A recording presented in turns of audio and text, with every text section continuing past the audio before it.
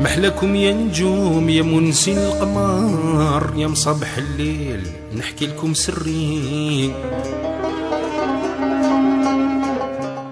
Bien, alors bienvenue à toutes celles et à tous ceux qui viennent de nous rejoindre. Donc, ce colloque se poursuit avec cette deuxième table ronde, Islam des Lumières, un islam de notre temps.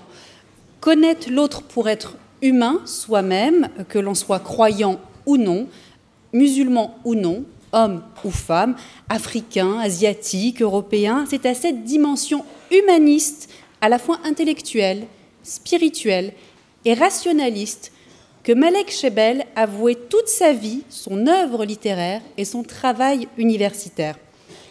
La formule « Islam des Lumières » qui lui était chère émane de deux principales sources d'inspiration, l'esprit des Lumières européennes, dans la mesure où elles ont conduit à des avancées spectaculaires de la conscience humaine, notamment et surtout la primauté de l'esprit critique, l'éveil et l'encouragement au débat, et bien sûr la symbolique de la lumière, Nour, au sein de la tradition islamique.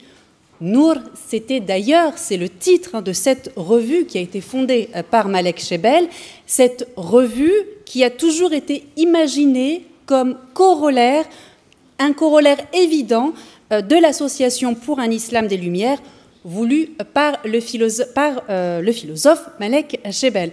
Voilà, donc je voulais juste placer un petit peu ce contexte pour justifier entre guillemets ou expliciter un petit peu cette seconde table ronde, ou du moins le choix du thème pour cette seconde table ronde, Islam des Lumières, un islam de notre temps. Et c'est à monsieur Steven Duhart qu'incombe la tâche de mener ces débats pour cette deuxième table ronde. Agrégé d'arabe, docteur en islamologie de l'école pratique des hautes études avec une thèse intitulée « L'idée de réforme religieuse en islam depuis les indépendances ». Il est maître de conférences à l'université Paris 13 où il enseigne l'arabe, sa civilisation et les réformismes de l'islam. Alors, j'ai une petite question pour lui, bien évidemment. Vos travaux de recherche visent à rendre compte et à analyser la riche production des penseurs, mais aussi des courants du réformisme islamique à l'aune des problématiques actuelles qui sont les modernités multiples, les altérités, les conflits, les mutations de la religiosité. Alors ma question c'est la suivante, aujourd'hui justement, qu'en est-il, quid de ces mutations des religiosités, de la religiosité en France? Quel regard portez-vous? Et l'islam a-t-il besoin d'une refondation, voire d'une métamorphose? Donc on est parti pour 2h30. Je plaisante. Donc merci déjà pour cette présentation. Selon les normes d'usage, et parce que c'est un plaisir aussi, je remercie Michael Shebel pour sa généreuse invitation. Et profitons aussi pour saluer la mémoire de Malek Shebel, paix à son âme. J'essaierai d'être bref. Je ne m'attendais pas à ce type de questions, pour être tout à fait honnête, mais ce n'est pas grave. J'ai terminé avec une petite équipe de collègues, dont l'un est présent ici, et je le salue aussi, c'est Homero, et collègue et ami. Nous avons terminé un bilan, en fait un rapport sur l'influence du réformisme en islam, avec ses acteurs, et une prospective sur environ une génération sur 25 ans. Nous avons essayé d'élaborer ces prospectives.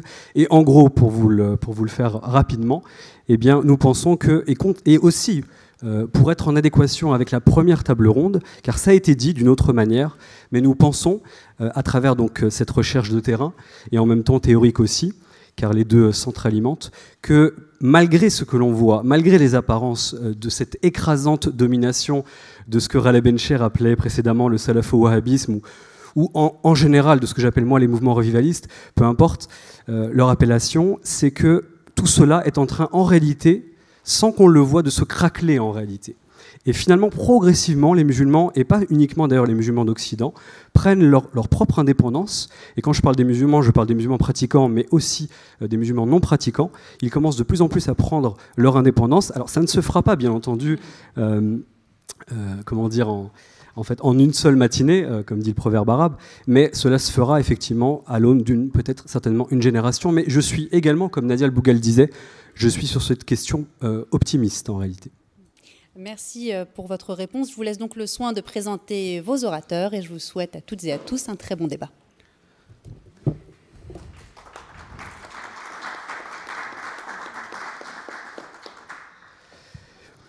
Nous sommes à l'Institut du monde arabe et en tant qu'arabisant et amoureux de cette langue également, je ne peux pas m'empêcher de vous souhaiter Ahlan wa sahlan jami'an wa shukran li husni istima'ikum. Donc merci, bienvenue, je traduis quand même, hein, c'est aussi ma formation d'enseignant. Donc bienvenue à vous tous et on vous remercie. Au nom donc, des 3 intervenants qui sont à côté de moi, on vous remercie pour votre prochaine, nous l'espérons, bonne écoute attentive. Je vais commencer donc, contrairement à la tradition islamique ancienne, par la gauche cette fois. Je vais commencer par mon collègue et ami Dominique Avon. Donc Dominique Avon est historien contemporanéiste. Il a effectué une thèse sur une personnalité du christianisme qui qualifie lui-même d'intégraliste. Et il s'est spécialisé ensuite sur l'étude de l'islam contemporain. Donc il travaille sur la question des idées dans l'islam et dans le christianisme contemporain. Si je ne me trompe pas, hein, si l'un des intervenants remarque quelque chose, qu'il n'hésite pas à le dire lors de sa présentation. Donc Dominique, je te tutoie puisque nous nous connaissons déjà. Tu es actuellement donc, directeur d'études à l'EPHE. Je mentionnerai peut-être, pour terminer, un travail plus précisément, même si tu as produit plusieurs travaux, articles et ouvrages, mais je mentionnerai peut-être un qui va nous intéresser ici, c'est que, là encore pareil, hein, tu me corriges s'il y a une erreur de ma part, tu as traduit en collaboration un ouvrage du grand penseur réformiste de la tendance coraniste qui s'appelle Jamal El-Benna, qui nous a quittés lui aussi il y a quelques années, et donc tu as traduit en collaboration un de ses ouvrages, et voilà. La correction sert toujours, merci. Tu as traduit donc 2 ouvrages de lui et je tiens à dire que l'œuvre de Jamal El-Benna est encore aujourd'hui, même pour les spécialistes, méconnue, car il a des dizaines et des dizaines d'ouvrages et donc il nous faut encore effectivement faire connaître son travail. Pour ceux qui ne connaissent pas cet auteur que je viens de citer, Jamal El-Benna, je pense que peut-être même Osman Timera peut-être en parlera, je ne sais pas, mais c'est un éminent penseur, et c'était ne pas confondre avec son grand frère. Son grand frère était Hassan el-Benna, fondateur des Frères musulmans en 1928. Jamal el-Benna, lui, est son petit frère, et il s'est résolument inscrit dans le réformisme. Il n'a jamais adhéré aux Frères musulmans. Bon, nous ne sommes pas là pour parler de lui, mais c'était important puisque j'ai cité son nom. À ma droite, maintenant, donc Karim Ifrak, collègue également. Karim Ifrak est spécialisé, lui, au départ, avec une thèse sur l'histoire du livre au Maroc contemporain.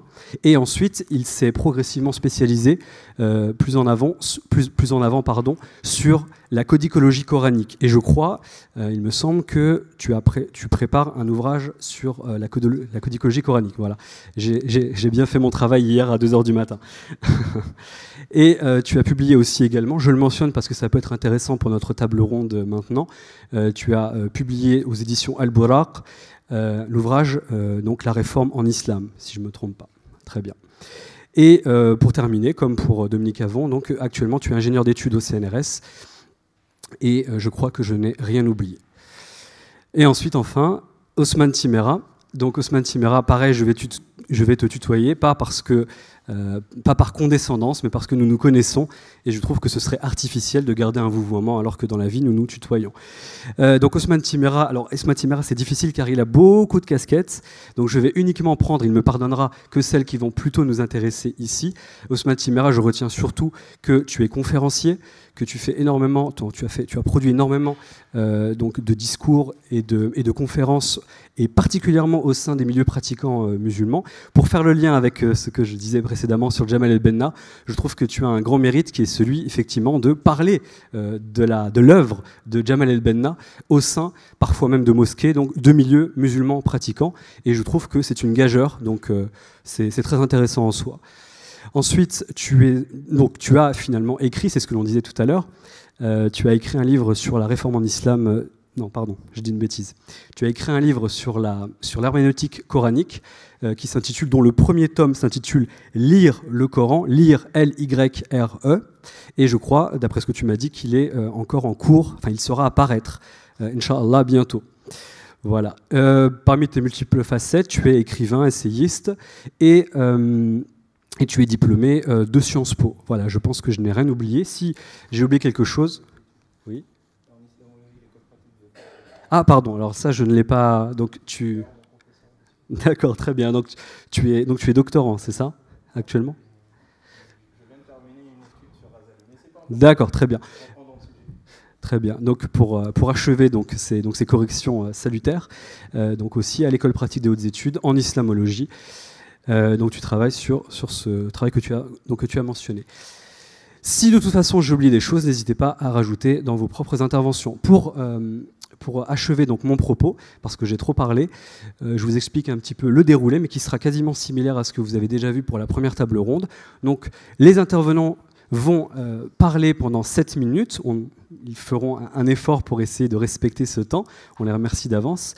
Ensuite, après ces 7 minutes individuelles, nous nous retrouverons ici pour un échange-débat entre nous. Et ensuite, vous aurez la parole. Donc, j'estime à peu près à 20 minutes l'échange-débat entre nous. Et ensuite, à 20 minutes, la parole qui vous sera donnée. Et je terminerai en disant que pour chacune de vos questions, nous nous répondrons directement. Car souvent, dans les colloques, je trouve que le public est souvent frustré parce qu'on ne répond pas tout à fait précisément à ces questions. C'est une déformation professionnelle de l'universitaire qui veut répondre correctement à chacune des questions posées. Donc, nous vous répondrons directement si mes collègues acceptent ce format. Et comme ça, vous aurez directement la réponse à votre question en vous demandant, s'il vous plaît, de ne pas faire de conférence dans la conférence, par respect pour les autres qui ont aussi, bien entendu, des questions à nous poser. Et je vous remercie donc de votre attention. Donc, je donne la parole tout de suite à mon collègue Dominique Avon.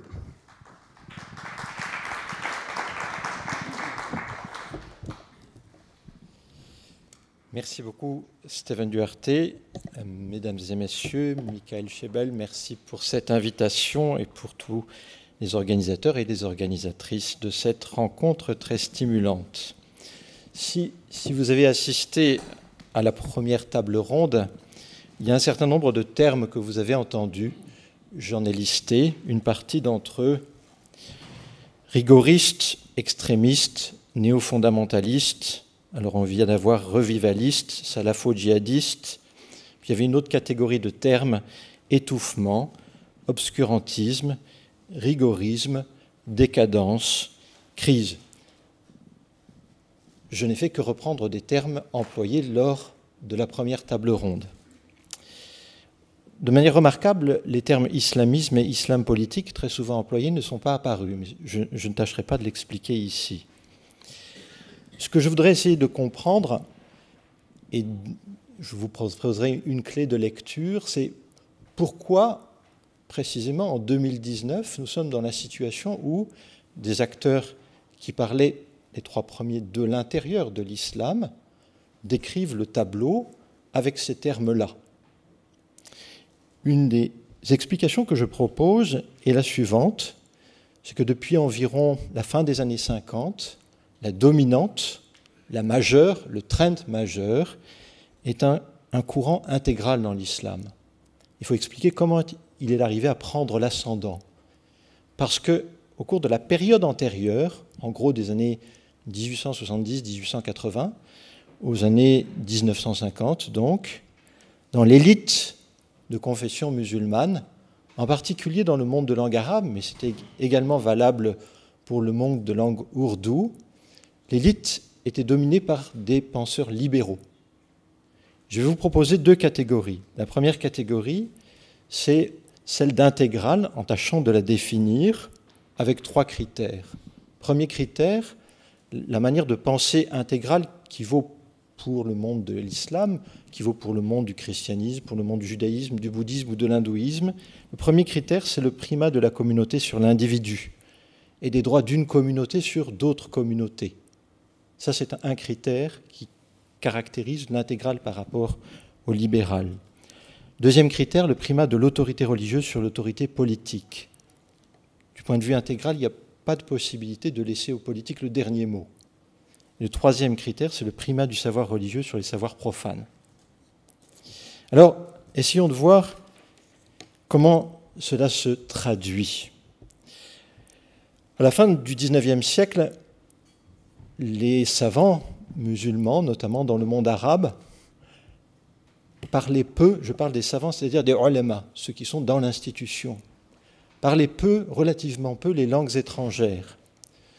Les premiers ont appris l'anglais, le français, l'allemand, sont des personnes qui certes sont passées par les institutions religieuses, mais qui sont après allées occuper des postes de responsabilité dans de nouvelles institutions profanes qui apparaissaient et qui sont allées se former en Europe. Et donc les savants religieux n'avaient pas d'outils pour répondre à cette élite polyglotte-là, qui développait un certain nombre de principes, ce que je viens de définir, mais inversés. Primat de l'individu sur la communauté, primat du savoir profane sur le savoir religieux, égalité entre hommes et femmes, un certain nombre de choses comme ça. Vous avez Qassem Amin, Mansour Fahmi, Lotfi Sayed, Taha Hussein, je peux multiplier les noms de cette élite libérale de la première moitié du siècle. Qu'est-ce qui se passe à la fin des années 50 ? Ce qui se passe à la fin des années 50, c'est que des savants religieux sont allés se former en Europe, notamment en Allemagne, en France, en Angleterre, même aux États-Unis, au Canada, à McGill, à Montréal, entre autres, et qui sont revenus dans le monde arabe, mais également dans le monde indien. Cette fois-ci, ils ont eu les outils pour contrer le discours libéral. Et ce qu'ils ont dit, c'est « nous allons rejeter, et en matière de savoir, et en matière de droit, ce qui nous a été imposé par la période coloniale. » Ces personnes ont défini un cadre qui est le paradigme intégral et que je vous propose de comprendre de la manière suivante. En 1978, le grand imam d'Al-Azhar, le cheikh Abdel-Halim Mahmoud, a proposé aux savants de l'Académie de recherche de Al-Azhar de rédiger une constitution islamique idéale.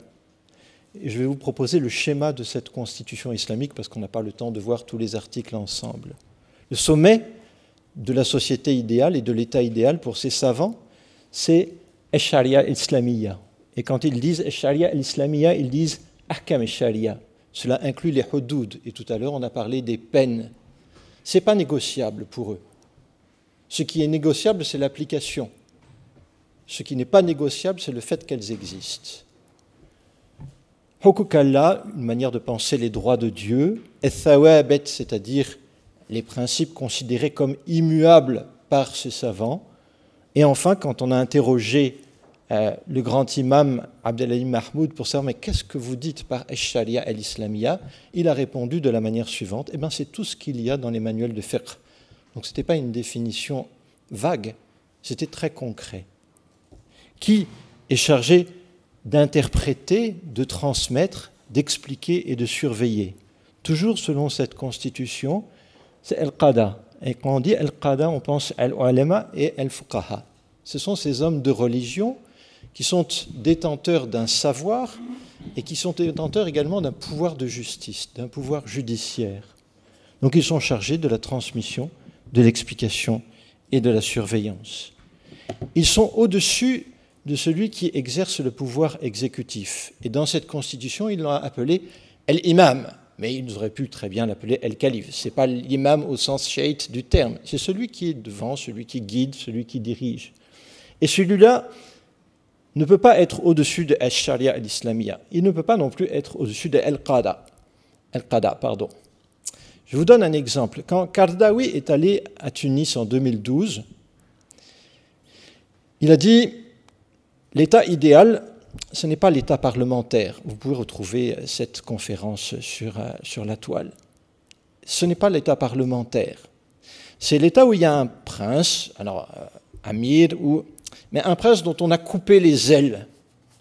On a coupé les ailes parce qu'il ne peut pas être au-dessus de Sharia et l'Islamie. Il ne peut pas aller à l'encontre de ça.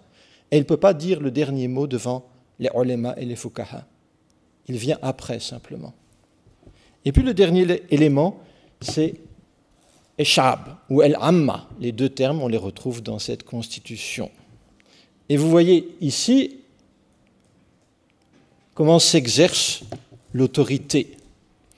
Si vous lisez, et je vais sortir du monde arabe parce que tout à l'heure Ousmane Timéra a très bien fait de nous dire attention, le monde majoritairement musulman, ce n'est pas que le monde arabe. Si vous regardez les principes au-dessus de toute constitution au Pakistan, et si vous regardez ensuite les constitutions pakistanaises depuis 1956 jusqu'à nos jours, vous retrouvez exactement en arrière-plan ce schéma-là. Et le Pakistan est un État qui a été créé spécifiquement pour les musulmans. Cependant, une fois que l'on a dit intégral, nous n'avons pas tout dit. Je rappelle ici les mots ou le contenu des termes, primat d'une loi qui est attribuée à Dieu, une supériorité de droit de la Ummah Islamia sur toute autre communauté religieuse, une reconfessionnalisation de l'espace, des formes, des gestes du dire. Peut-être contrairement à ce qui a été dit tout à l'heure, on parle beaucoup de sexe dans le milieu des ulama. On est même focalisé là-dessus dans certains cas. On parle de ulama des menstrues, tellement ils éditent des textes sur la manière dont on peut agir, entre autres, avec les femmes. Donc ils parlent beaucoup de sexe, mais ils en parlent de manière normative, si vous voulez. Et puis, la prééminence du savoir théocentré sur les sciences humaines et sociales, les sciences du vivant. Si vous lisez le texte de Ranouchi sur les libertés dans l'État islamique, qu'il a republié après avoir écrit en 1993, qu'il a republié sans quasiment aucun changement en 2011, il dit que les sciences humaines et sociales ont perdu la partie. Pourquoi ? Parce qu'elles n'ont pas mis Dieu au centre. Donc lui, il est tout à fait dans ce schéma intégral. Les sciences valables, c'est celles qui mettent Dieu au centre. Mais il y a deux manières, il faut que j'aille assez vite, il me reste 1 minute, 2. Il y a deux manières d'être intégral. Une manière transigeante et une manière intransigeante. La manière transigeante consiste à dire, bon, il est impossible de bouger tout ça. Simplement, on peut ne pas l'appliquer. Et on ne va pas l'appliquer grâce à 2 outils. Ces 2 outils, c'est maqasid sharia, c'est-à-dire les finalités de la sharia. Donc on veut faire passer ces finalités de la sharia avant toute application précise. Ou bien un maslaha, c'est-à-dire l'intérêt général de la communauté. Il y a une manière intransigeante de le vivre, l'intégralisme, qui consiste à dire, c'est écrit, j'applique ici et maintenant, donc je disqualifie l'autorité instituée. Vous avez toute la généalogie depuis Sayyid Qutb jusqu'à El-Baghdadi. On pourrait discuter de la direction de cette généalogie ou pas, et la justification, dans certains cas, du djihad armé. Alors il faut que je conclue, mais on aura le temps de discuter. Dans cette conclusion, je voudrais vous dire que ce n'est donc pas fortuit si ceux des Lumières, ceux qui se rattachent à une certaine conception libérale de l'islam, utilisent les termes que j'ai repris en introduction de la table ronde, obscurantisme, rigorisme, néofondamentalisme, étouffement, décadence et autres. Ce qui m'a frappé, et nous avons discuté une fois avec Homero Marangiu, qui interviendra à la 3e table ronde en 2014, c'est que ces savants qui sont dans des postes institutionnels et qui se sont interrogés sur le fait de savoir si El-Baghdadi, les responsables de Daesh, étaient ou non dans l'islam, ils ont répondu par « ils sont dedans ». Ils sont pécheurs, mais ils sont dedans. Alors que les mêmes, ou leurs aînés, mais les mêmes institutions ont takfirisé, c'est-à-dire ont mis dehors, ont apostasié Farak Foda, on l'a vu cette semaine dans le cadre de mon séminaire, qui a été qualifié par le grand imam de ennemi de l'islam, Mahmoud Mohamed Taha, qui a été exécuté pour apostasie, et bien d'autres. Donc il y a ici vraiment ce lien entre l'islam institutionnel et cette catégorie intégrale et la manière ou non, intransigeante ou non, de l'appliquer. Si vous lisez le manifeste pour un islam des Lumières de Malek Shebel, vous remarquez qu'il emploie 2 termes qui n'existent jamais dans le discours de l'islam intégral, ou alors avec une acception différente pour le second. Le premier, c'est abolition. Vous avez 2 chapitres dans le manifeste dans lequel Malek Shebel dit abolition. Abolition de toute fatwa appelant à la mort, abolition des châtiments corporels. Il n'a pas utilisé ce qu'utilisent les tenants de l'islam intégral, suspension. On n'applique pas. Malek Shebel a dit abolition. Khalas, c'est fini, une fois pour toutes. Le deuxième terme, deuxième expression, c'est la notion de Hurriyat ad-Damir, liberté de conscience, qui fixe le primat de l'individu sur la communauté. Et ceci, ni dans les universités ou facultés islamiques des pays majoritairement musulmans, ni dans les différentes Dar el-Ifta, ni dans les ministères des Awqaf, ni dans les deux instances transnationales que sont l'Union mondiale des savants musulmans ou le Conseil des sages musulmans, vous ne le retrouvez. Il en va également de même, sauf exception, et nous en avons eu un exemple tout à l'heure, dans des sociétés qui sont minoritairement musulmanes et des sociétés démocratiques et libérales. Je vous remercie.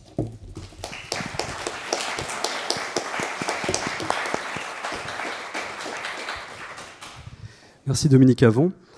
Je vais sans plus attendre laisser la parole à, s'il le veut bien, Ousmane Timéra. S'il le veut bien. C'était pour te mettre entre deux plus vieux. Merci Ousmane. C'est moi qui vous remercie. Tout d'abord, j'aimerais remercier les organisateurs de cet événement, particulièrement Monsieur Michael Chebel, pour m'avoir invité. Je vous avoue que j'ai été surpris, je ne lui ai pas dit, par cette invitation. Puis, au fur et à mesure, il a expliqué ce pourquoi il m'avait invité. Et je me suis dit que ce serait intéressant qu'un homme d'une quarantaine d'années, qui n'est pas arabe, qui a grandi en France, qui a fait des études classiques en sciences islamiques via son père, mais qui n'a pas été embrigadé dans une école particulière, qui a un rapport intense avec le livre, le Coran, depuis sa tendre jeunesse, qu'il déguste, qu'il essaye de comprendre, de méditer, et en même temps qui a grandi ici, qui regardait Club Dorothée, qui partait à l'école, qui a fait ses études à Sciences Po Paris, qui a été peintre, directeur ou chef de service dans différents endroits, bref, qui a interagi avec la société française. Et qui en même temps a su garder des liens avec l'Afrique, dont il connaît la langue particulière, en tout cas ma langue particulière, le soninké, qui a passé du temps aussi au Sénégal, et qui a donc une expérience de l'islamité qui diffère sensiblement de celle de la majorité des musulmans d'origine maghrébine qui sont ici. Du coup, je me situe dans une position qui fait de moi à la fois quelqu'un que l'on pourrait dire moderne, c'est-à-dire qui part du principe qu'effectivement, utiliser sa raison, c'est mieux que de ne pas l'utiliser, qui part du principe que la liberté est un sentiment inhérent à l'existence d'un être humain. Je le sens en moi, je sais que je fais des choix, et je sais quand on me contraint. Qui part du principe que la science n'est pas mal en soi, et que, somme toute, nous avons, bien que nous avons des cultures et des couleurs de peau différentes, nous avons la même humanité en partage, les mêmes principes universels que je retrouve en Afrique, que je retrouve dans le Coran en islam et que je retrouve dans la Déclaration universelle des droits de l'homme. Donc moderne, mais en même temps très attaché à l'islam, très attaché à ce que le Coran dit, et qui pense que le Coran en tant que tel s'exprime indépendamment des interprétations, ce qui me permet au nom du Coran de remettre en cause une interprétation en prouvant que bon, cela date, d'une part, en utilisant les sciences sociales et les sciences humaines, c'est dû à tel et tel contexte, sans contextualiser ni relativiser le Coran, puisque j'en fais une référence idéale à partir duquel je peux construire une religiosité, une civilisation, une pensée en interaction avec le reste de l'héritage humain.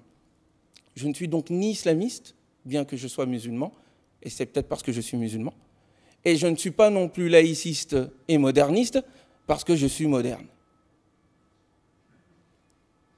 L'islam des Lumières, donc. J'aimerais aborder ce sujet sur le plan conceptuel, sur le plan philosophique. Car on ne peut comprendre la raison d'être de ce terme, de ce pléonasme à mes yeux. Je vous expliquerai pourquoi je dis que l'islam des Lumières, à mes yeux, est un pléonasme. Eh bien, on ne peut comprendre ce terme-là si on ne comprend pas un conflit latent qui existe entre deux camps, qui se disent être réformistes, en rapport avec leurs extrêmes, fondamentalistes pro-religieux d'un côté, appelez ça comme vous voulez, wahhabo, salafistes et tous les istes que vous voulez, et puis de l'autre côté, un autre extrême, laïciste, libéraliste, mettez tous les istes que vous voulez. Il y a entre ces deux extrêmes des gens qui se disent réformistes et qui estiment que soit nous pouvons nous adapter à la réalité imposée par le progrès occidental, au nom des valeurs de l'islam. Donc il n'y a pas vraiment à changer notre conception de l'islam, il suffit juste de s'adapter, de changer quelques termes, de changer quelques mots. Ce sont les réformistes, on va dire, pro-tradition, qui estiment que la tradition de l'islam est l'islam lui-même.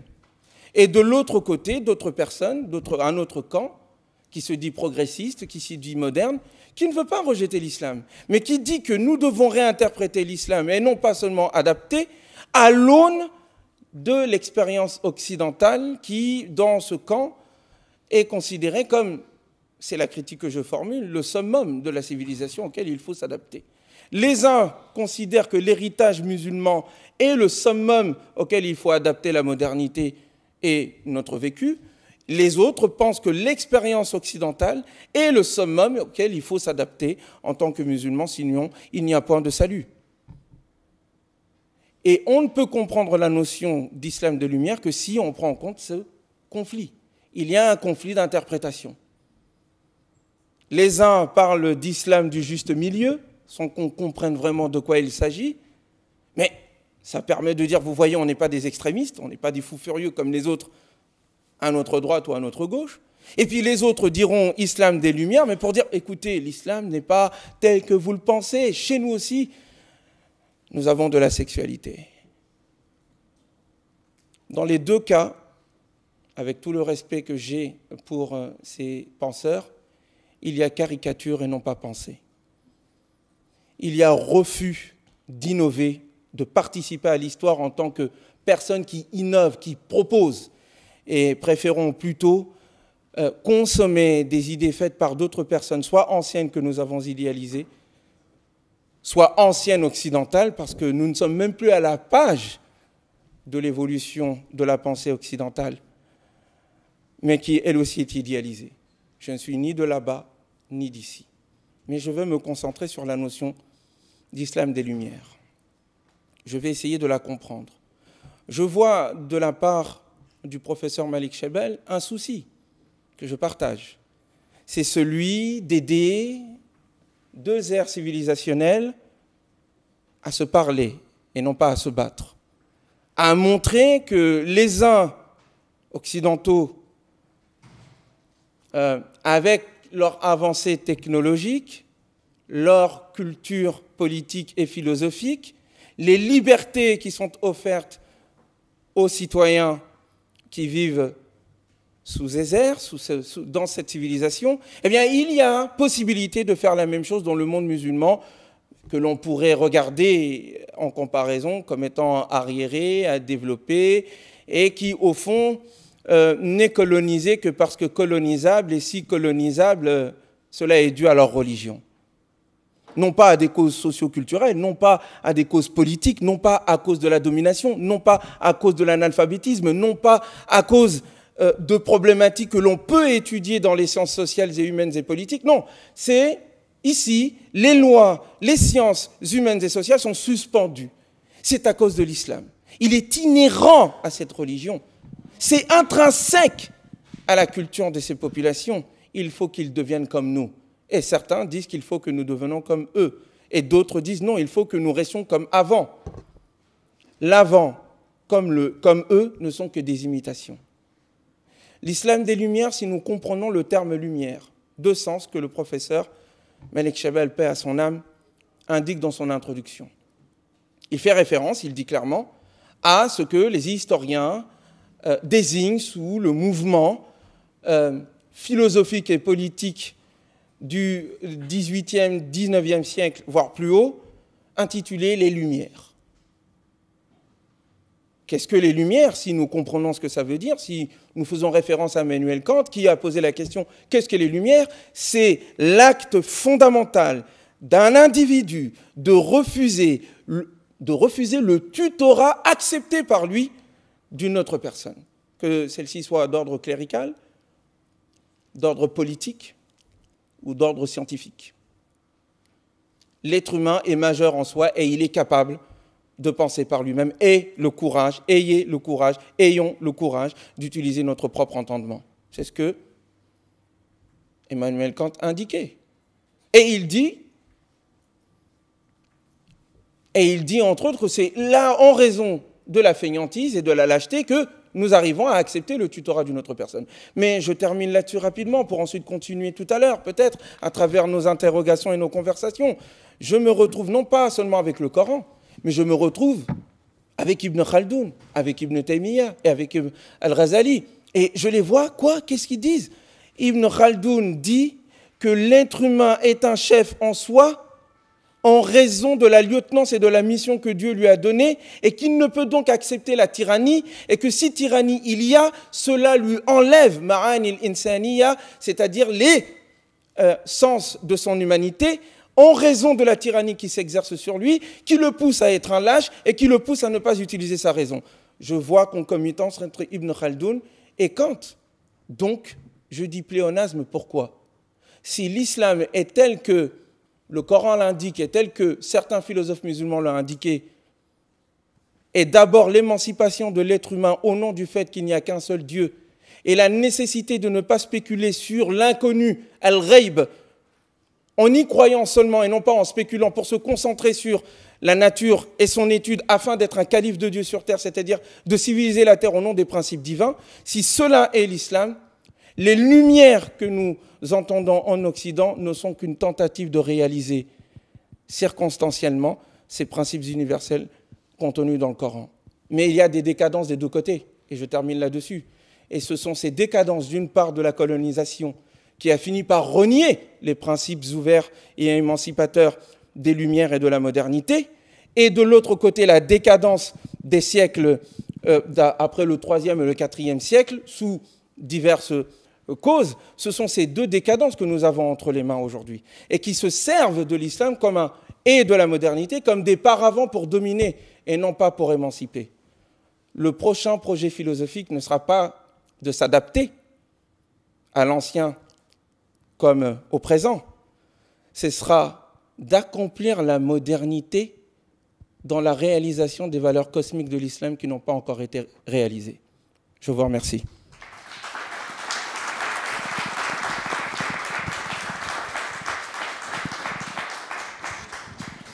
Merci Ousmane Timéra pour ton intervention.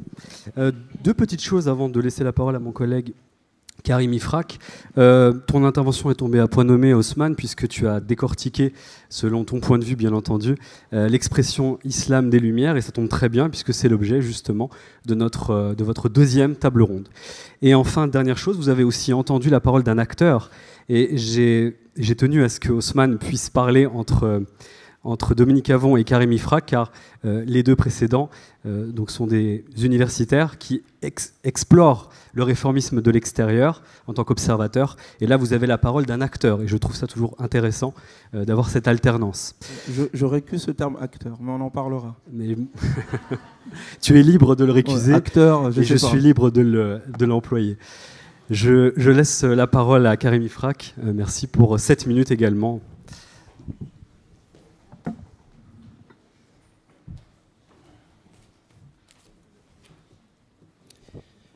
Mesdames, Messieurs, chers amis,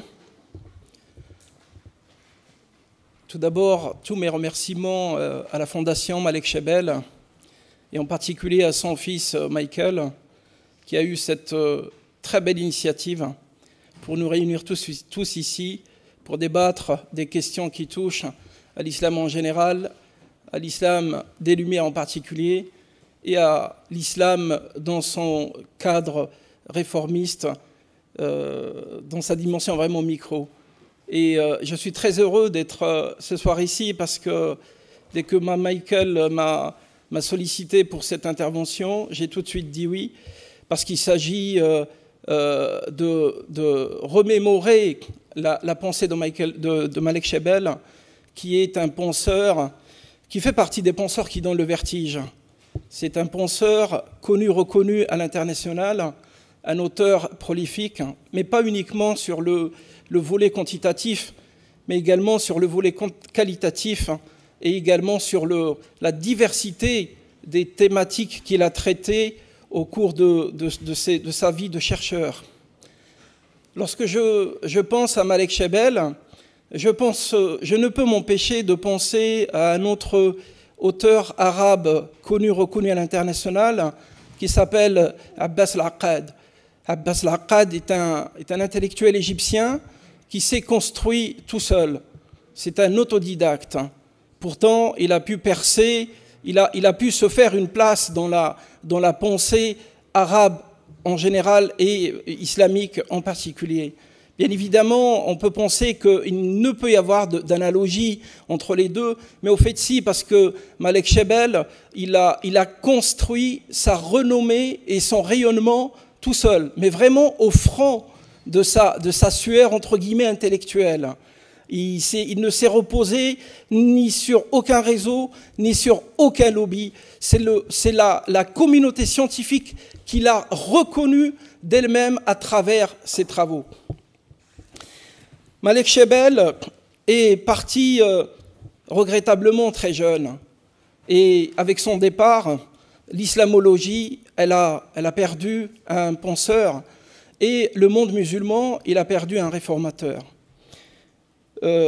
Malek Shebel, comme vous le savez parfaitement, est le père fondateur de cette formule qui depuis est devenue galvaudée, que personne ne peut nier. Il est le père fondateur de cette formule qui est l'islam des Lumières. Cette formule, Malek, il l'a moulée autour de deux principes majeurs. Le premier, c'est l'esprit des Lumières, donc l'esprit des Lumières européens du siècle des Lumières. Et le deuxième élément, c'est la symbolique de la lumière qu'on retrouve un petit peu dans la pensée islamique à travers les âges. Alors bien évidemment, cette notion d'islam des Lumières a été beaucoup discutée. Maintenant, moi, ce qui m'intéresse là-dedans, c'est d'aller à l'intérieur de la mécanique et de voir comment Malek Shebel il a développé cette idée-là. Une idée, il faut le dire, qu'elle soit discutée ou pas, elle est enracinée et depuis un certain moment, elle a toute sa place dans le paysage intellectuel, scientifique, médiatique, politique, social, etc., etc. Alors Malek Shebel, lorsqu'il dit que l'islam des Lumières se fonde sur l'esprit des Lumières, ou plutôt l'esprit du siècle de lumière européen, alors c'est quelque chose avec lequel, moi, personnellement, je ne suis pas du tout d'accord. Pourquoi? Pour une simple raison, c'est que je trouve que Malek Shebel, sur ce point-là, il a versé dans une espèce d'anachronisme. Pourquoi? Parce que l'esprit des Lumières européens s'est fondé sur l'idée de l'athéisme. Cet athéisme n'existe pas dans la pensée islamique en général, d'un côté. De l'autre, l'esprit des Lumières en Europe s'est fondé sur l'esprit des Lumières musulmans, et non pas le contraire. Donc du coup, c'est pour ça que je parle d'anachronisme. Maintenant, il faut faire très attention, parce que nous avons en face de nous un intellectuel de renom, un islamologue trompé. Et Malek Shebel, pour comprendre sa pensée, il faut le lire. Et il faut surtout ne pas commettre l'erreur de mal le lire ou de mal le comprendre. Parce que pour trouver les éléments de réponse à la pensée de Malek Shebel sur ce point en particulier, parce que vous imaginez bien que Malek Shebel, il a parfaitement conscience de ces nuances, il les connaît, il les manipule tous les jours. Donc qu'est-ce qui l'a poussé à dire ça? Au fait, pour comprendre, on trouve quelques éléments de réponse dans l'introduction de son manifeste. Dans l'introduction de ce manifeste, il y a une belle phrase qui éclaire toute la pensée qui a forgé cette idée de islam des Lumières qui appartient à Malek Shebel seul. Qu'est-ce qu'il dit? Il dit que les Lumières ne sont pas innées. Il faut se battre en permanence pour les garder vivaces. Et c'est là où ça devient intéressant. Parce que Malek Shebel, il a parfaitement conscience que l'islam des Lumières européen s'est reposé sur l'islam, l'islam des Lumières musulmans, que l'école de pensée musulmane, depuis toujours, elle a penché en partie, bien évidemment, sur le côté rationnel des choses. On peut citer l'école mu'tazilite, on peut citer l'école hanafite, on peut citer le kalam et la falsafa, on peut citer également les sciences de jurisprudence, les fondements de jurisprudence qui ont été portés à leur paroxysme par l'imam Shafi'i, qui est un intellectuel rationaliste, personne ne peut le lier, et qui ont été également poussés encore plus de l'avant avec l'imam Shatibi. Tout ça pour dire que Malek Shebel, il en a parfaitement conscience. Mais Malek Shebel, il a également conscience que cette lumière qui traverse la pensée islamique, il faut tout le temps se battre pour la garder vivace. Parce que, fort malheureusement, il y a toujours des forces, des entités, des petites mains qui essaient de souffler sur cette flamme pour l'éteindre. C'est pour ça que Malek Shebel, il a conjugué les deux éléments pour nous dire que, oui, il y a un islam des Lumières, mais cet islam de lumière, c'est un héritage qui nous incombe à nous de l'entretenir, et cela de façon permanente. Développer la notion d'islam des Lumières de Malek Shebel exige plus de temps. Ça n'est pas 7 minutes, mais je dirais plus 7 jours et 7 nuits pour aller jusqu'au bout de la pensée de Malek Shebel. Beaucoup de sa pensée, il a introduit dans son livre le Manifeste, à travers lequel il a cité 27 points sur lesquels il est possible de travailler pour faire avancer, pour faire émerger, pour faire évoluer cet islam des Lumières. Je ne vais pas faire le tour des 27, mais personnellement, j'ai été sensible à 2 points. La première, c'est qu'il faut absolument une nouvelle interprétation du texte. Lui, il l'appelle les textes, parce qu'il veut englober là-dedans le texte, le livre coranique, et ensuite toute la littérature qui a été développée. Moi, je veux rester uniquement sur la question du texte. C'est une notion fondamentale. Il faut qu'on arrête, et quand je dis qu'on arrête dans le monde musulman, de se cacher derrière cette idée qu'on ne peut pas toucher, manipuler le sacré. La littérature n'est pas sacrée. Le livre, dans le monde musulman, dans la tradition musulmane, j'entends par là le livre coranique, il est sacré. Mais le reste, non. Parce qu'à partir du moment que vous interprétez le texte, vous n'êtes plus dans le texte. Ça n'est plus le texte. C'est la main de l'homme qui est là-dedans. Ce travail-là, il est hybride. Et qui, dans le monde des humains, peut prétendre égaler une pensée divine, une pensée humaine, et nous sommes ici dans un cadre de tradition croyante, une pensée humaine ne peut rivaliser avec une pensée divine. Donc vous avez beau développer ce que vous avez à développer, vous ne pouvez le faire que dans un cadre qui est le vôtre, selon votre construction intellectuelle, selon votre déformation idéologique, etc., etc. Je dis ça pourquoi ? Je dis ça parce que, en travaillant le texte, c'est quelque chose que je travaille au quotidien presque, et je peux prendre uniquement quelques exemples.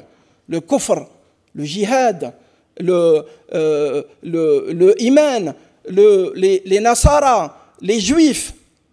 Au fait, les gens ne se rendent pas compte. Et quand je dis ici les gens, je parle des communautés, des cercles savants musulmans qui se sont passés un petit peu cet héritage intellectuel à travers des siècles, sans jamais se rendre compte que ce qui a été développé n'a été développé à la base que dans le contexte de ce qu'on appelle les idéologies de l'Empire. Il faut faire attention à ça. Cette interprétation, cette littérature n'est pas sacrée. Malek Shebel, il en avait parfaitement conscience. Et c'est pour cela qu'il a appelé de ses voeux à dépoussiérer les textes, à ne pas toucher aux textes. Il était à cheval sur cette notion-là. Il avait un respect grand pour la religion et pour la tradition. Mais en tant qu'intellectuel, il savait parfaitement qu'il y a des angles cachés qu'il va falloir éclairer et qu'il y a des textes et une certaine littérature qu'il va falloir dépoussiérer. Et pour cela, le chantier est encore ouvert. Et je vous remercie.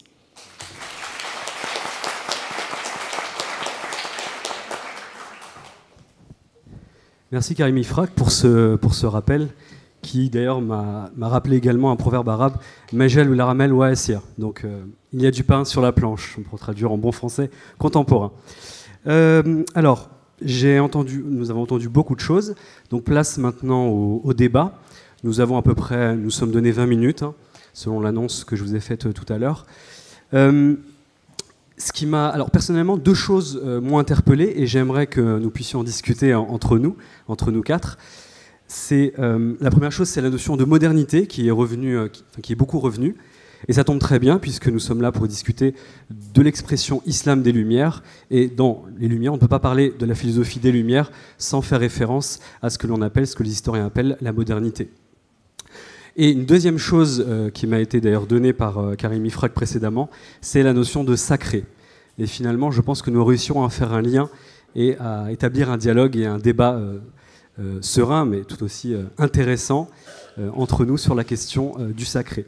Malek Shebel était connu personne ne pourrait effectivement lui enlever cela, il était connu pour être un grand vulgarisateur. Et en tant qu'enseignant-chercheur, on sait très bien que c'est là notre point faible.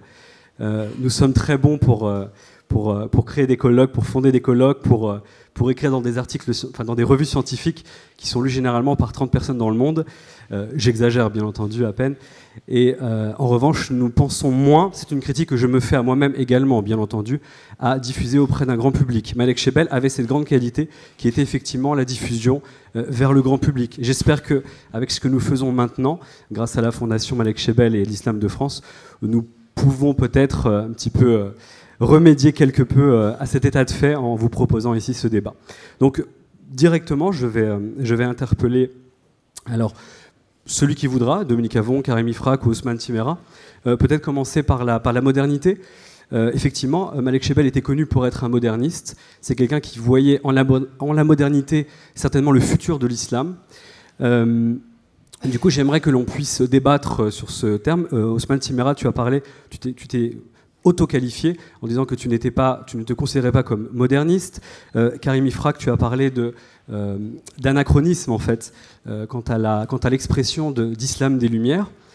Et du coup, oui, et tu as aussi mentionné, ça c'est important, le fait que finalement, est-ce que l'on peut transposer une notion, un concept incarné par l'expression islam des Lumières à l'islam contemporain, ou plus généralement à la grande histoire de l'islam, attendu que les historiens savent très bien, et il y en a un à ma gauche, qu'on ne peut pas ainsi télescoper de manière un peu ashwaïa, de manière un peu confuse, les époques par rapport au domaine culturel, et en l'occurrence ici à de grandes civilisations. Tu as enfin mentionné aussi le fait que la philosophie des Lumières, justement pour illustrer cela, était née de l'athéisme. On ne sera pas forcément effectivement d'accord peut-être, mais justement, ça tombe très bien, puisque nous sommes là pour en débattre. Alors je ne sais pas si Dominique Avon peut-être voudrait rebondir, ou Ousmane Timéra, c'est comme vous le souhaitez. Bon, je vais reprendre quelques éléments que j'ai évoqués tout à l'heure, je vais le dire différemment.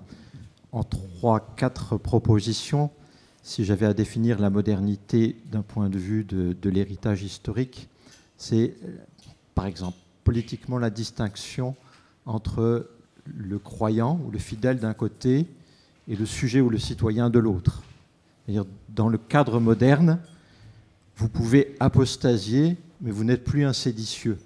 Dans le cadre pré-moderne, si vous apostasiez, vous êtes un séditieux. D'accord ? Donc ça, c'est un changement considérable. C'est-à-dire que vous pouvez être d'une autre religion que le prince, en d'autres termes. Et que ça ne pose pas de problème vis-à-vis de votre fidélité par rapport au prince ou par rapport à l'État. Ça distingue un cadre pré-moderne d'un cadre moderne. Deuxième critère, c'est une séparation la plus large possible des pouvoirs. Il n'y a jamais de séparation totale des autorités. Jamais de séparation absolument totale. Mais la séparation la plus large des pouvoirs, ça oui, dans le cadre moderne. Le troisième critère que j'ai essayé de définir tout à l'heure, c'est l'autonomie des savoirs. L'autonomie du champ du savoir. C'est-à-dire que, par exemple, au niveau académique ici, dans une société comme la société française, on ne dépend ni d'une autorité politique qui va nous dire ce qu'il faut qu'on fasse, ni d'une autorité religieuse. L'autorité académique, elle a personne au-dessus d'elle. Si elle veut, elle peut se laisser subvertir, mais si elle veut, elle n'a pas à se laisser dicter sa conduite. Alors, je reprendrai peut-être sur cette question du rapport lumière-athéisme, qu'il y ait eu des philosophes athées lors du siècle des Lumières, ben, oui, il y en a eu. On peut parler de Diderot, par exemple, mais la majorité d'entre eux n'étaient pas athées. Si vous prenez la lettre sur la tolérance de Voltaire, il dit, attention, on se méfie de l'Église, on se méfie des autorités religieuses, mais on se méfie également du fanatisme athée. Donc, il ne se plaçait pas du tout dans ce camp-là. Si vous prenez les Lumières écossaises, les philosophes écossais ne se définissent absolument pas comme athées. Si on reprend Kant, Kant ne se définit pas comme athée. Donc, si vous voulez, je corrigerai ce point de vue-là. Après, je voudrais dire une dernière chose. Je suis fasciné, même depuis tout à l'heure, par la question du nous. C'est-à-dire, derrière, il y a quoi? Si vous vous appelez Jean ou Christine, vous êtes une héritière des Lumières. Si vous vous appelez Sarah ou Mohamed, vous êtes héritier ou héritière d'autre chose. Mais bon sang, moi, je suis responsable de rien là-dedans. Je suis un héritier de tout. C'est pas nous qui avons fait ça. Nous héritons tous de tout ici. Vous n'avez écrit rien, vous n'avez rien écrit de tout ce dont nous avons parlé là. Donc il faut quand même se détacher un peu de ça, de se dire, c'est pas parce que vous êtes citoyen français que vous êtes ceci ou cela. C'est pas parce que vous êtes de confession musulmane ou bouddhiste que vous êtes héritier de ceci ou de cela.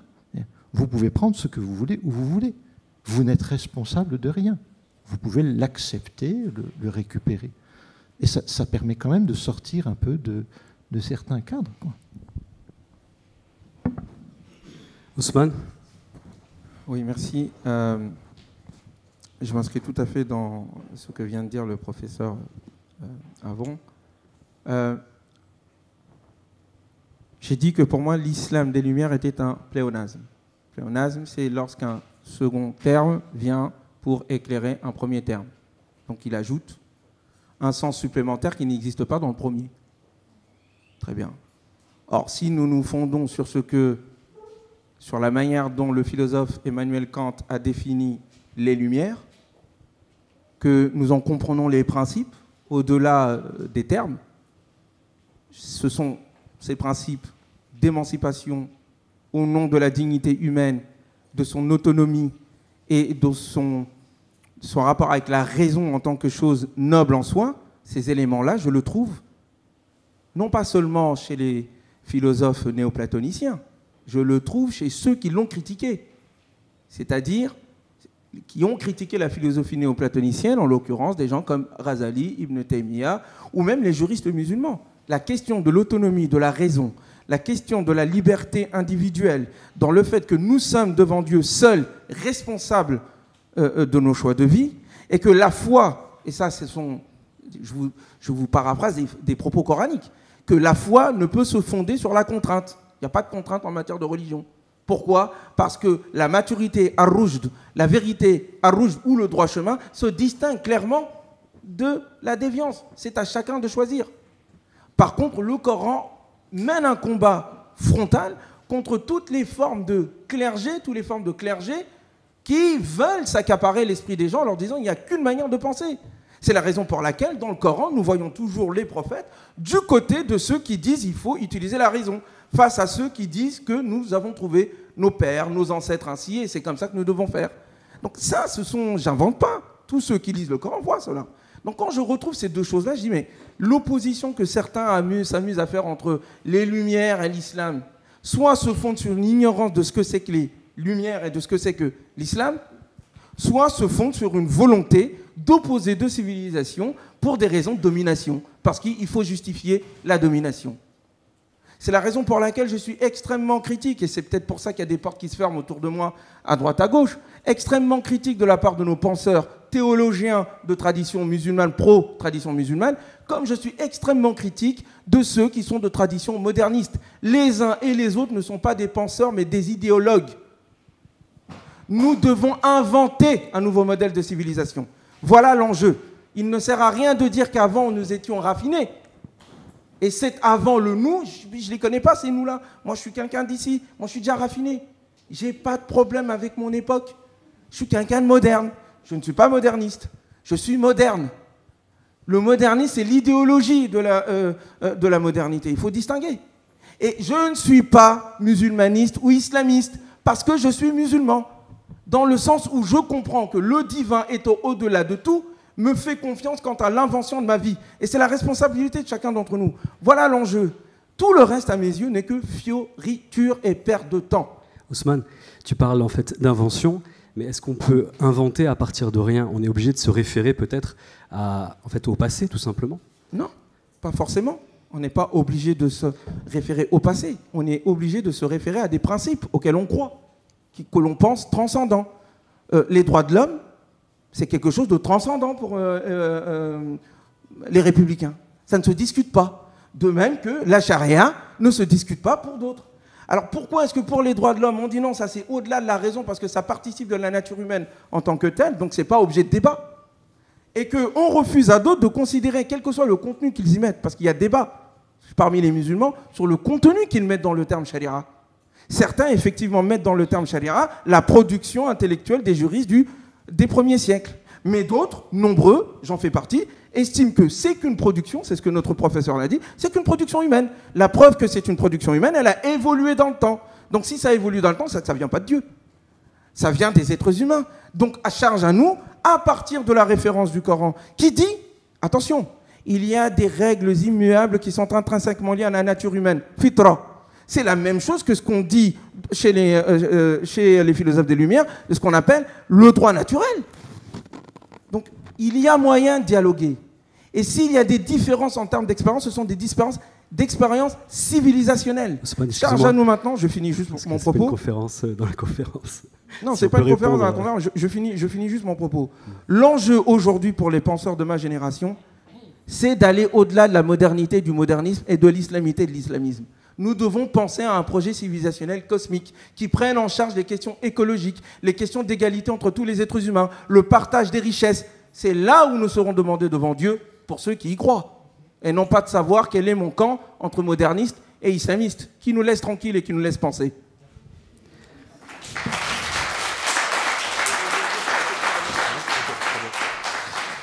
Merci Ousmane. Je suis obligé d'être un peu strict parce que c'est ce que l'on vous demande après à vous.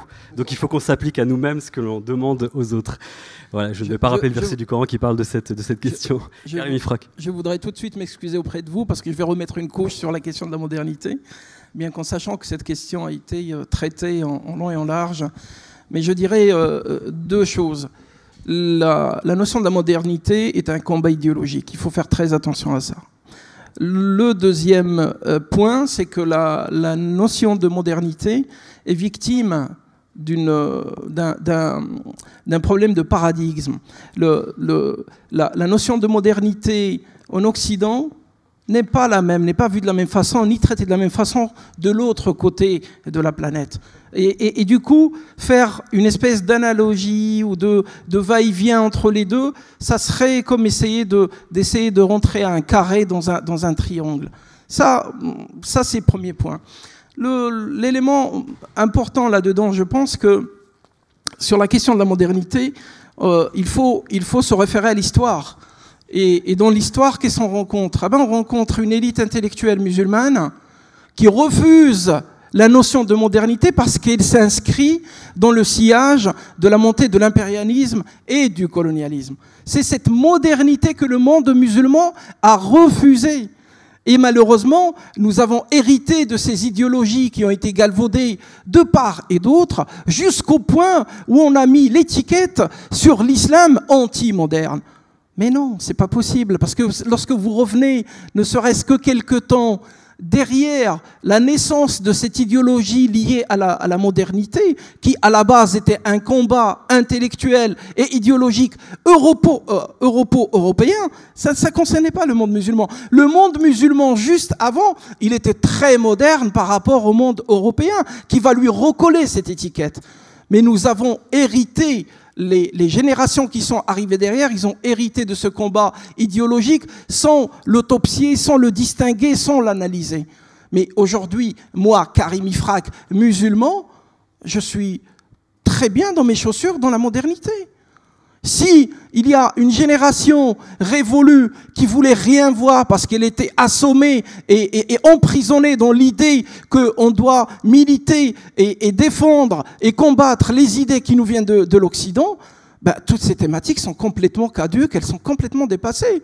Je suis bien dans mes chaussures et je dis merci à la modernité. Voilà.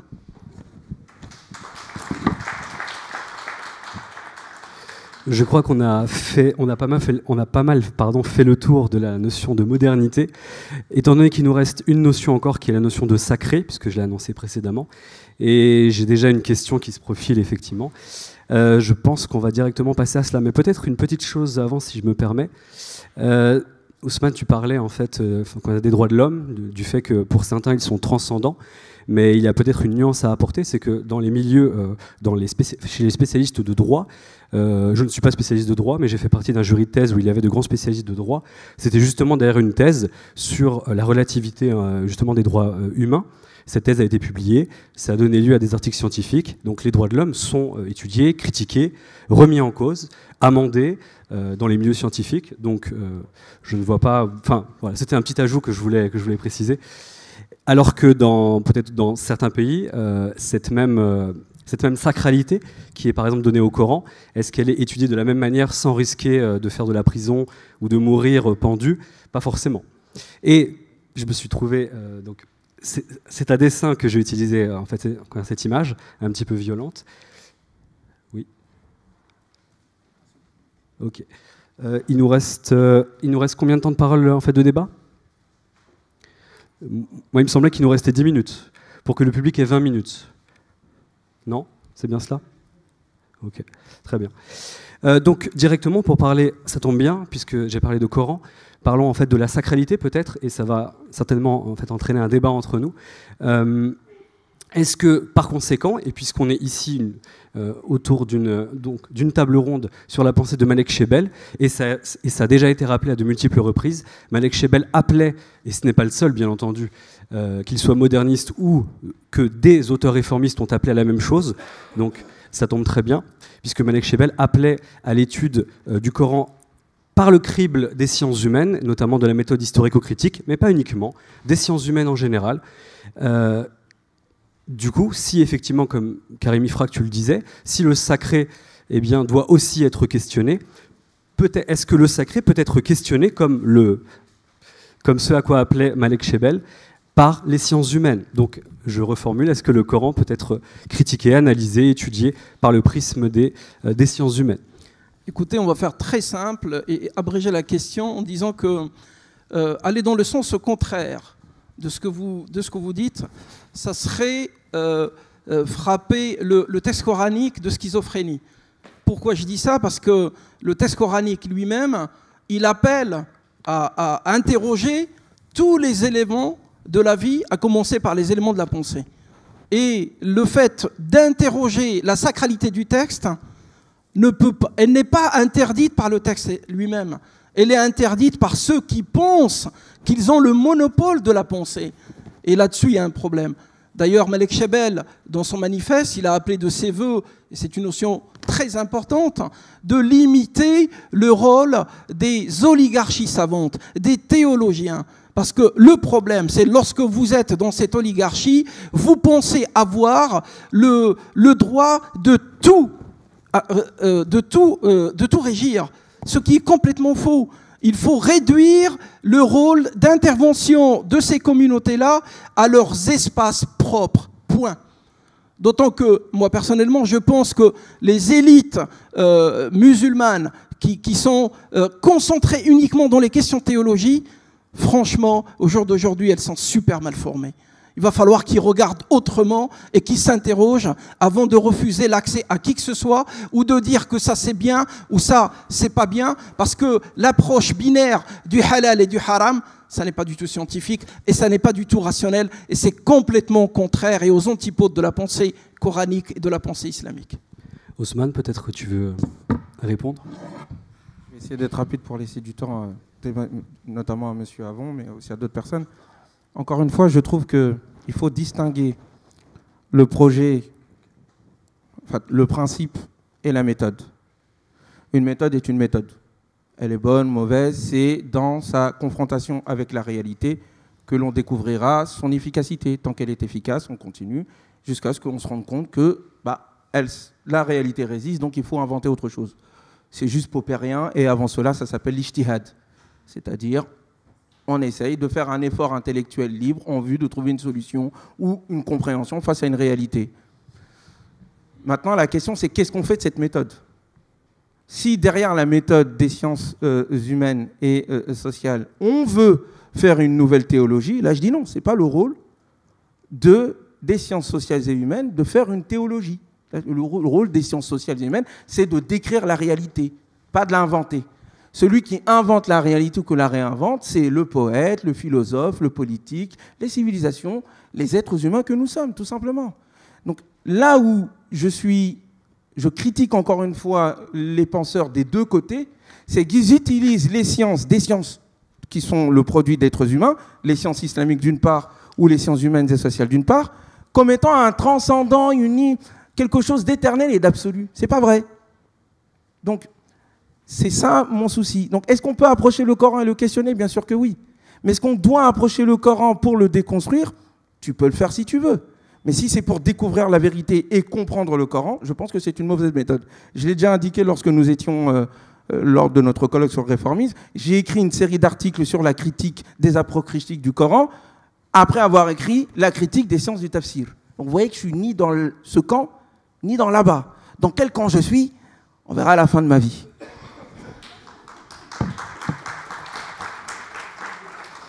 Merci Osman Timéra. Je crois, il me semble que... Est-ce que c'est le moment de la pause ? Les informations sont contradictoires qui me viennent, donc si on peut me préciser les choses. Parce que moi j'avais prévu 20 minutes d'échange avec le public. Okay. Du coup on peut prendre même 20 minutes pour le public, puisque nous avons terminé.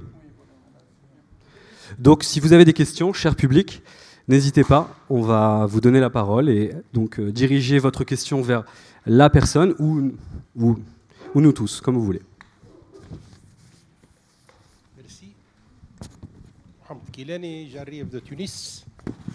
Chaque fois que j'arrive à Paris, je me précipite vers Lima pour le jeudi de la semaine. Osman doit intérioriser la citation de Montaigne qui disait « Je me croirais le plus heureux des mortels si je pouvais faire que les hommes puissent guérir de leurs préjugés. » Cette question du préjugé, elle est centrale dans toutes les religions.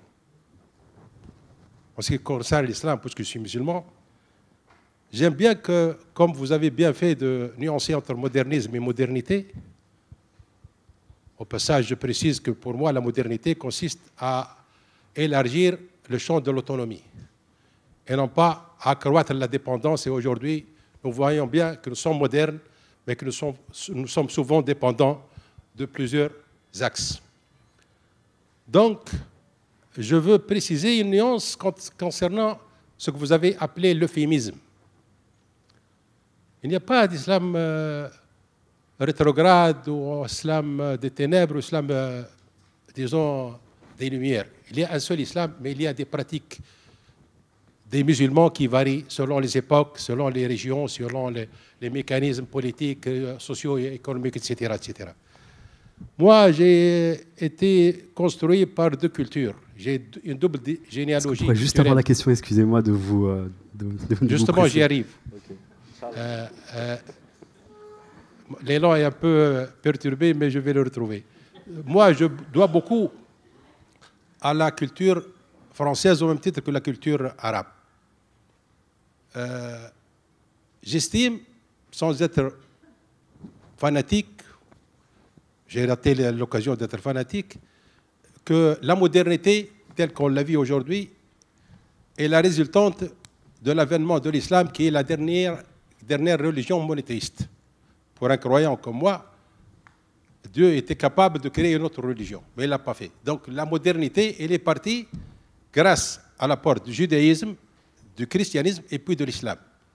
Ne croyez-vous pas aujourd'hui qu'il est temps que cette guerre des religions mue et vire vers un dialogue réel de religions, comme l'a bien rappelé Ousmane, parce qu'aujourd'hui, il est temps et urgent, il est urgent de sortir de ce grand malentendu disons, sous le prétexte de la domination. Je vous remercie. Merci, je pense que nous serons tous d'accord sur ce point. Est-ce qu'il y a une question? Oui. Juste un point sur cette question, dernière religion, pas dernière religion. Qu'est-ce qu'on appelle religion, si vous voulez? En historien des religions, après la religion musulmane, je vois la religion sikh, je vois la religion bahaï, je vois d'autres religions. Vous pouvez considérer que ce ne sont pas des religions, vous avez parfaitement le droit de les considérer, mais en sciences humaines et sociales, en nous spécialisant sur le religieux, on ne dit pas a priori, non, vous vous trompez parce que Dieu vous a rien révélé. Vous avez été... c'est vos rêves, c'est vos... Donc je pense qu'il faut faire, en tout cas dans ma discipline, il faut faire attention à dire, finalement, il n'y a que 3 religions monothéistes, et puis après, là, c'est fini. C'est plus compliqué que ça. Madame? Oui. Donc ma question va s'adresser à Monsieur Dominique Avon. Donc, merci d'abord pour l'éclaircissement sur l'aspect, on va dire, historique de l'évolution de l'islamisme sur le XXe siècle. Ma question, bon, effectivement, la notion des Lumières est une notion qui est assez relative, on va dire, et qui peut être interprétée d'une certaine manière ou d'une autre. Mais ne pensez-vous pas qu'il est un petit peu réducteur, en fait, de penser que, on va dire, l'islamisation du monde musulman, c'est-à-dire dans le sens on va dire, de la mise en place de systèmes politiques qui tendent vers un islam plutôt radical, soit simplement lié au fait que certains ulama, certains penseurs se soient, on va dire, ouverts sur le monde occidental et qu'ils aient pu apprendre d'autres langues. Moi, ce que je comprends, c'est qu'en fait, le fait que ces personnes-là soient devenues polyglottes a fait qu'ils ont eu des arguments pour contrer les pensées de la colonisation. Or, si l'on voit dans l'histoire, effectivement, j'ai compris qu'en fait, il ne fallait pas mixer et mélanger les périodes entre elles, mais dans l'histoire musulmane, nous avons eu des périodes où beaucoup de penseurs, notamment dans l'Andalousie, étaient polyglottes et s'ouvraient au monde. Il y a eu beaucoup de penseurs, on va dire, ésotériques, exotériques, qui s'ouvraient à d'autres cultures, à d'autres religions. Il n'y avait pas cette problématique-là, parce que selon moi, je pense qu'il y a eu un certain affaiblissement, on va dire, intellectuel qui a eu lieu lors de ces colonisations, de ces périodes fragilisées, enfin des périodes fragiles. Donc ça, c'est une chose, donc le premier point. Donc il n'y a-t-il pas vraiment une problématique de faiblesse intellectuelle plutôt que d'ouverture, on va dire. Et deuxième point, donc, sur l'aspect ahkam sharia. Donc effectivement, donc on parle beaucoup de hudud depuis certaines décennies, un certain nombre de décennies, mais il y a une petite omission, moi, sur l'aspect donc légitimité des hudud et puis discussion sur l'application des hudud. L'omission, pour moi, elle est dans l'interprétation même de ces hudud-là. Pour moi, en fait, la problématique aujourd'hui, ce que je conçois en tant que musulmane, on va dire pratiquante, croyante. Vous pouvez juste écourter, oui, pour permettre aux autres, s'il vous plaît. Oui. Donc, est-ce qu'il n'y a pas plutôt une problématique d'interprétation plutôt que de légitimité ou d'existence de ces hudud dans le Coran? Voilà, merci. Alors, réponse rapide. En 7 minutes, évidemment, il y avait énormément de facteurs que je n'ai pas pu aborder. Ce que j'ai voulu vous montrer, c'est un moment de l'histoire. Vous avez parfaitement raison de dire que ce moment, il coïncide avec le temps des indépendances. J'ai travaillé sur un livre du Cheikh El-Bahi qui s'intitule, qui vise précisément les penseurs qu'il qualifie de collaborateurs avec la colonisation, ceux dont j'ai parlé tout à l'heure. Et donc il va les rejeter, ces penseurs libéraux de la première moitié du siècle. Et il va dire, je vais les rejeter et je vais rejeter également les principes qu'ils ont véhiculés. Mais El-Bahi, il a été formé et en Allemagne dans les années 30 et ensuite à McGill. Donc il illustre bien ce que j'ai voulu montrer. Mais nous avons également des savants qui sont polyglottes et qui disent ben non, même si effectivement il y a eu la colonisation avec les outils de cette modernité, je trouve qu'un certain nombre de principes, je les trouve bons. Et voilà pourquoi je vous ai dit, nous ne sommes responsables de rien. Ici, nous, à notre génération, les gens choisissent ce qu'ils veulent. Sur le second point, hudud, vous pouvez l'interpréter comme vous le faites. Moi, comme historien, je fais parler les acteurs. Là, vous avez vu 2 acteurs qui ont parlé de l'intérieur. J'essaye de parler de l'extérieur. En 1996, la Ligue des États arabes s'est accordée sur un code pénal unifié, alors que vous me concéderez qu'ils ne s'accordent pas sur grand-chose.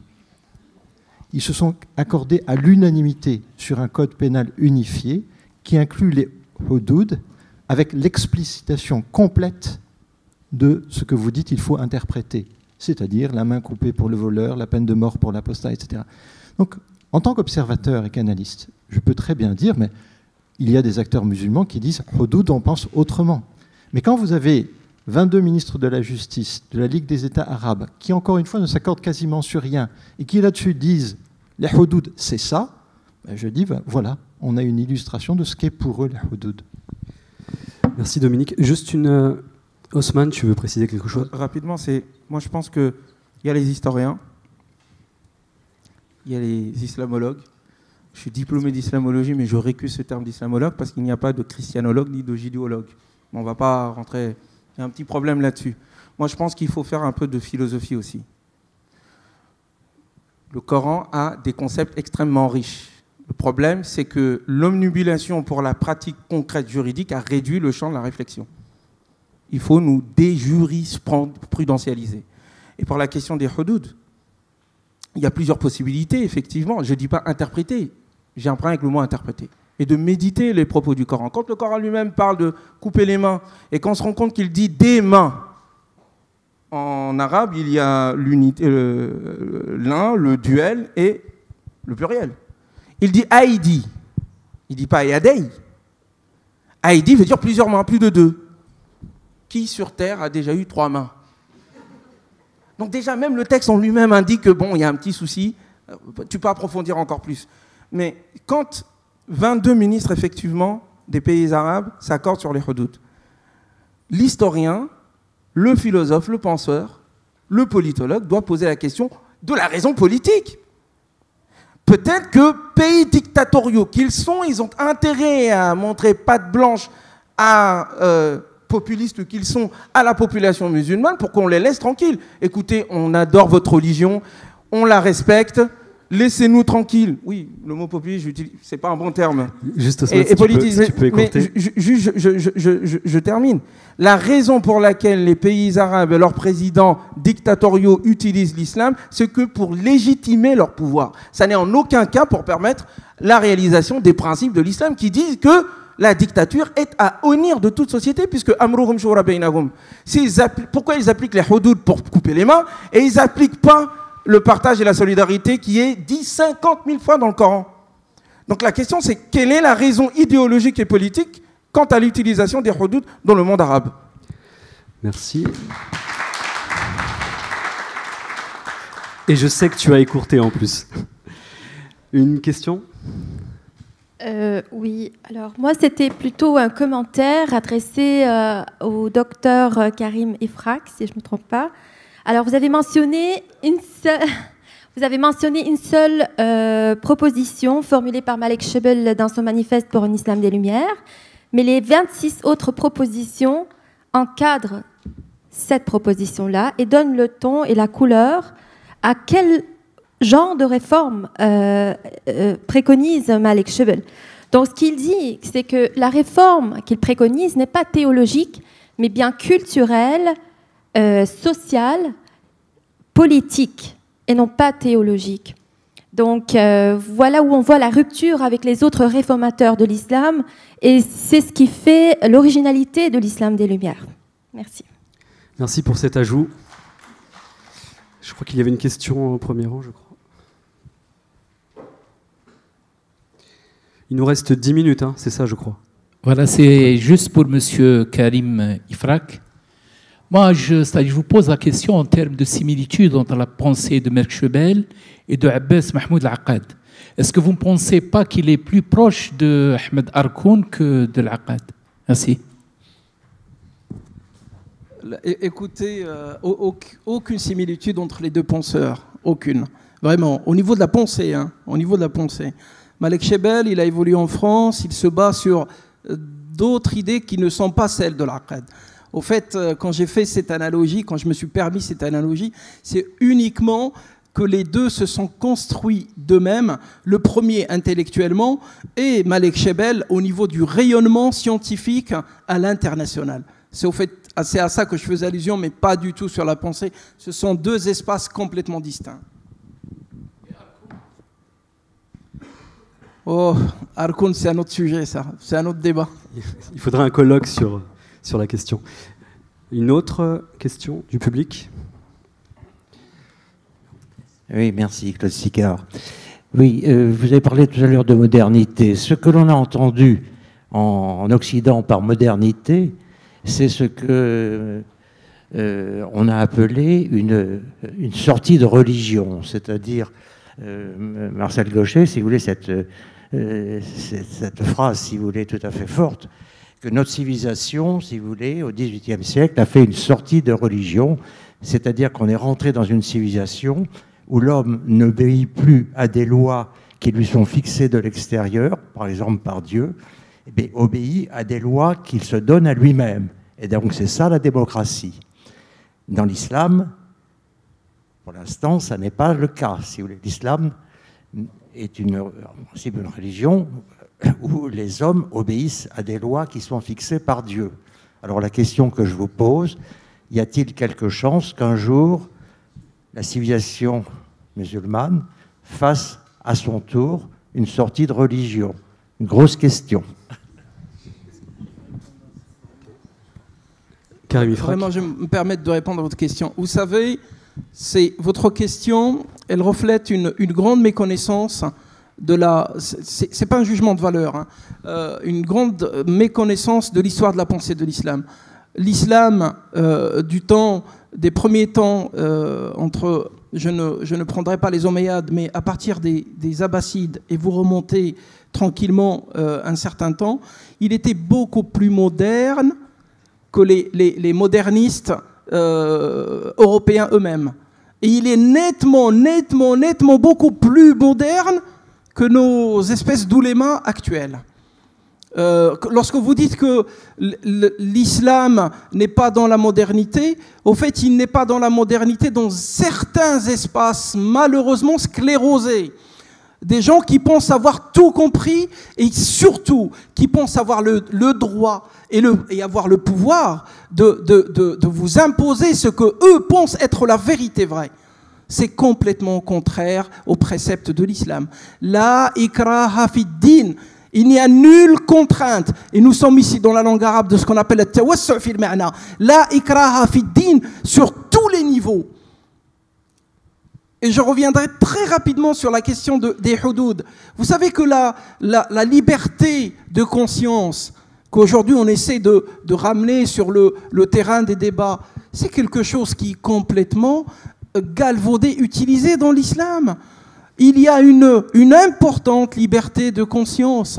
Mais lorsque la main de la politique s'interfère, eh ben là, les choses changent. Parce que si vous avez dans un espace, vous avez une population où 1 ou 2 ou 3 ou 5 ou 10 quittent la religion ou se convertissent à autre chose, il n'y a pas que quitter la religion, se convertissent à autre chose, ben ça ne pose pas de problème. Mais lorsque vous avez 15 ou 20 ou 30 ou 40% de la population qui change de bord, eh ben, la politique commence à réfléchir. Et c'est pour ça que la politique qui, très tôt, s'est mariée avec le théologique, ils ont développé tous ces éléments qui, aujourd'hui, on appellerait plus des éléments de langage, mais qui sont réellement aux antipodes de la pensée islamique et de la pensée coranique. Mais ça, je crois qu'on n'arrêtera jamais de le dire et de le redire. Il nous reste 5 minutes. Est-ce qu'il y a d'autres questions ? Si vous permettez, sur la question du désenchantement. Oui, mais vraiment très court. Je vais essayer. Inch'Allah. Moi, je pense que la modernité n'est jamais sortie du christianisme. Et que les fondateurs même de la modernité étaient intrinsèquement liés dans leur éducation et dans leurs principes à la religion. Il suffit de voir la biographie d'un Descartes, d'un Emmanuel Kant et d'autres. Et même le dernier des grands philosophes, Nietzsche, d'une manière ou d'une autre, dans sa critique du christianisme, restait un théologien chrétien. Même la question de la laïcité ne peut être comprise sans le miroir du catholicisme. Donc la question, ce n'est pas la sortie de la religion ou pas. La question, c'est à partir de quel principe que nous jugeons transcendant pour ceux qui pensent qu'il faut quelque chose à partir duquel se référer pour pouvoir agir dans le monde. C'est ça la véritable question. Du point de vue coranique, les principes universels qu'il vient synthétiser se trouvent non seulement dans toutes les religions, mais aussi dans les philosophies humaines, mais aussi au sein même de la nature humaine. C'est le principe coranique. C'est un principe, ou plutôt c'est un postulat. Vrai ou faux, à nous de vérifier. Mais de ce point de vue-là, donc, la question, ce n'est pas de savoir qui doit sortir de sa religion. La question, c'est quel est le meilleur de la religion de chacun qui lui permet d'être un meilleur humain. Et dans ce chemin, on rencontrera les autres. Merci Ousmane. Il nous reste juste le temps pour une question et bien sûr une réponse courte.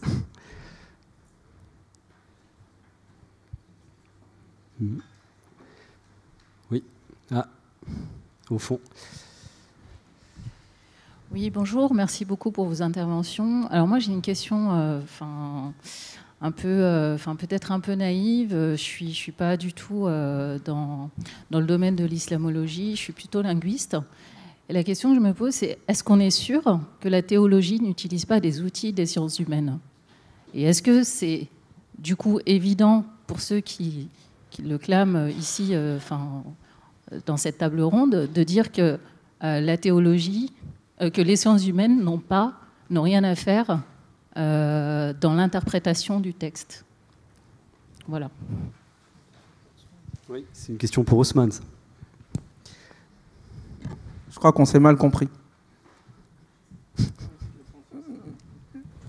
Il y a le philosophe, le penseur, le poète, celui qui pense des concepts. Il les invente en référence à une révélation ou à la création. Mais il y a toujours une référence à. On ne pense pas dans le vent. Et il y a les méthodes par lesquelles on approche la réalité symbolique ou naturelle. Je dis que ces méthodes-là sont humaines, elles sont relatives. Elles ont des fonctions.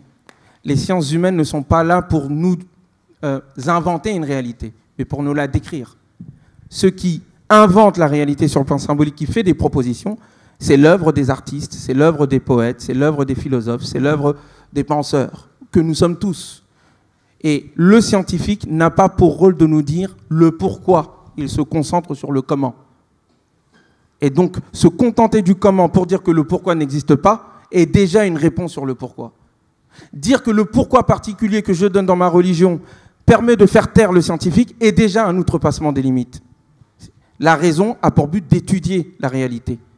Et la foi lui dit qu'il y a au-delà de cette réalité quelque chose d'autre, un sens auquel tu peux ou ne pas croire, mais qui n'est pas l'objet de ton analyse scientifique. Personne n'a analysé les anges. Pourtant, on peut y croire.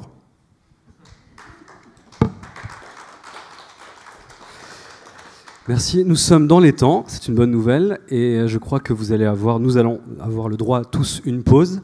Donc je clôture cette deuxième table ronde. Je vous remercie de votre sérieux, de votre attention.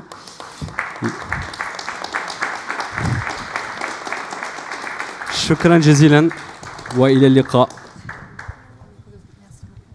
Alors surtout, restez avec nous parce qu'on parle beaucoup d'islam et de république. On entend sur tous les plateaux de télévision, un petit peu partout. L'islam est-il soluble dans la République? Est-il compatible avec la République? On parle de la question de la représentativité au sein de l'islam, au sein de la communauté musulmane. Donc, Islam des Lumières et République, c'est le thème de la prochaine table ronde, donc juste après la pause, bien évidemment. Et c'est Monsieur Ghaleb Benchir qui sera chargé d'animer cette table ronde avec des intervenants de haute facture, comme par exemple Madame Barizakhiari, Anwar Kbibesh, Jalil Asbaï encore, ou Omero Marungui. Donc je vous insiste vraiment, ce sera notre très belle table ronde, notre bouquet final. Donc je vous insiste à rester avec nous juste après cette petite pause. Merci.